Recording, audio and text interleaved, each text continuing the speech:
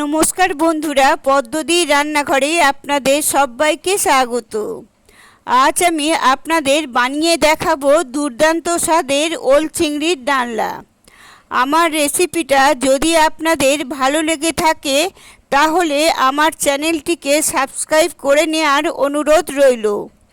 পাশে থাকা বেল আইকনটি অবশ্যই ক্লিক করবেন, কারণ আমি যখনই নতুন কোনো রেসিপি দেব সেই নোটিফিকেশন খুব তাড়াতাড়ি আপনাদের কাছে পৌঁছে যাবে।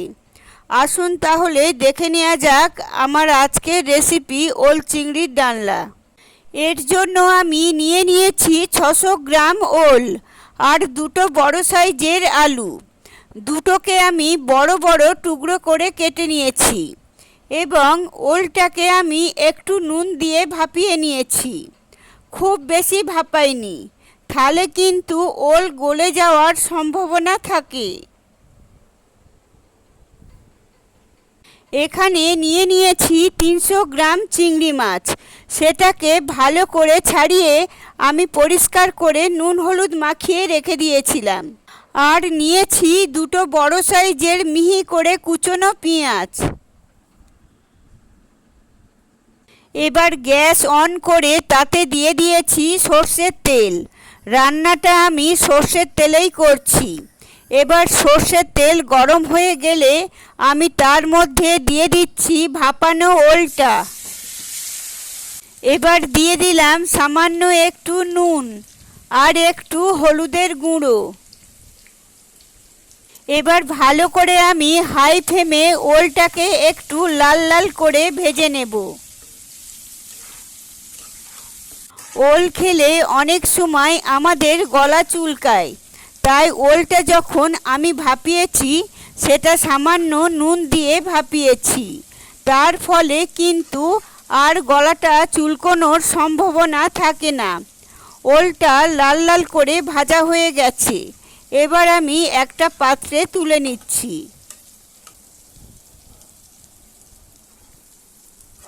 এবার ওই তেলেতেই আমি আলুগুলো দিয়ে দিলাম।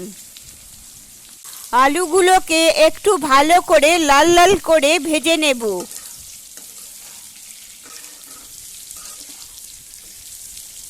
আলু লাল লাল করে ভাজা হয়ে গেছে।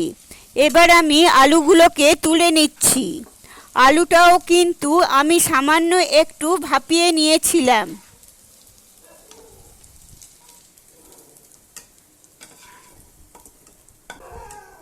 এবার তেলে দিয়ে দিলাম চিংড়ি মাছ।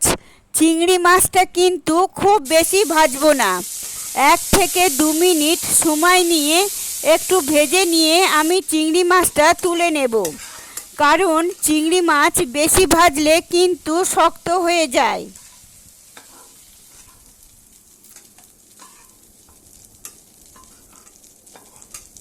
এবার কড়াইতে দিয়ে দিলাম আরও একটু তেল। তেলটা ভালোভাবে গরম হয়ে গেলে আমি তাতে দিয়ে দেব 3টে চেরা কাঁচা লঙ্কা আর দিয়ে দিলাম 2টো তেজপাতা। দিয়ে দিচ্ছি 1 টুকরো ডালচিনি, দিয়ে দিচ্ছি 2-3টে লবঙ্গ, দিয়ে দিচ্ছি 2টো ছোট এলাচ। এলাচ দুটোকে আমি একটু থেঁতো করে নিয়েছি। দিয়ে দিলাম 1/2 চামচ গোটা জিরে। এবার সব ফোড়নগুলো আমি একটু মিডিয়াম ফ্লেমে নাড়াচাড়া করে ভেজে নেব। ফোড়ন থেকে সুন্দর গন্ধ বের হলে আমি তার মধ্যে দিয়ে দেব মিহি করে কুচনো পেঁয়াজ। পেঁয়াজটা আমি একটু বাদামি রং ধরা পর্যন্ত ভাজবো।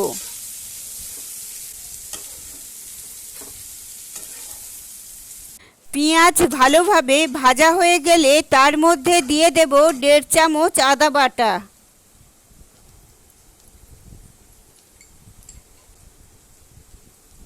আর দিয়ে দিচ্ছি 1 চামচ রসুন বাটা। দিয়ে দিলাম একটা বড় সাইজের টমেটো বাটা। এবার আদা রসুন টমেটো বাটাটা একটু নাড়াচাড়া করব যতক্ষণ না তার কাঁচা গন্ধটা চলে যায়। ফ্লেমটা কিন্তু আমি মিডিয়ামে রেখেছি। এবার দিয়ে দিলাম 1/2 চামচ হলুদের গুঁড়ো। আর দিয়ে দিচ্ছি 1 চামচ লঙ্কার গুঁড়ো। ঝালটা আপনারা আপনাদের পছন্দ মতো দিয়ে নেবেন। দিয়ে দিলাম স্বাদ মতো নুন। আপনারা নুনটা নিজেদের স্বাদ অনুযায়ী দেবেন। দিয়ে দিলাম বড় চামচের 1 চামচ চিনি। আর দিয়ে দিচ্ছি অল্প একটু জল, যাতে মশলাটা কষানোর সময় পুড়ে না যায়। এবার সব মশলাগুলোকে একটু ভালো করে কষিয়ে নেব।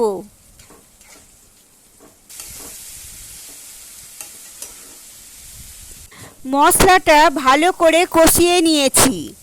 এবার ভেজে নেওয়া চিংড়ি মাছগুলো দিয়ে দিলাম আর একটু জল দিলাম। এবার মশলার সঙ্গে চিংড়ি মাছটা একটু ভালো করে কষিয়ে নেব।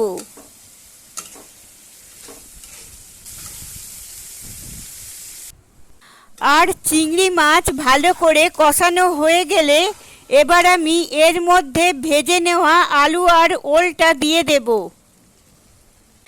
এবার মশলার সাথে ওল আর আলুটাকে 3 থেকে 4 মিনিট খুব ভালো করে কষিয়ে নেব।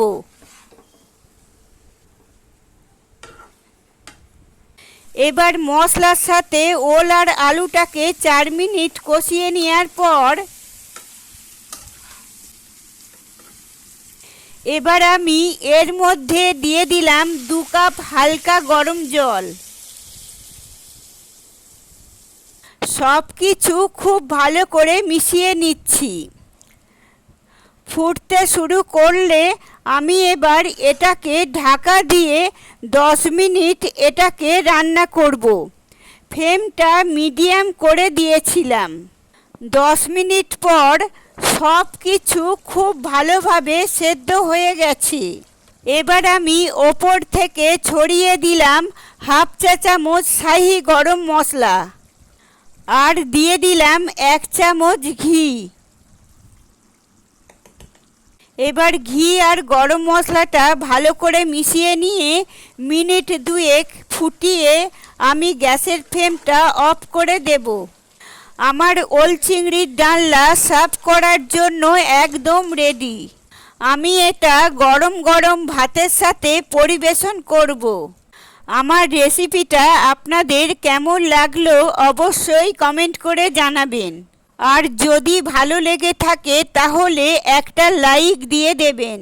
আর আমার চ্যানেলে নতুন বন্ধু হয়ে থাকলে চ্যানেলটি সাবস্ক্রাইব করে পাশে থাকবেন।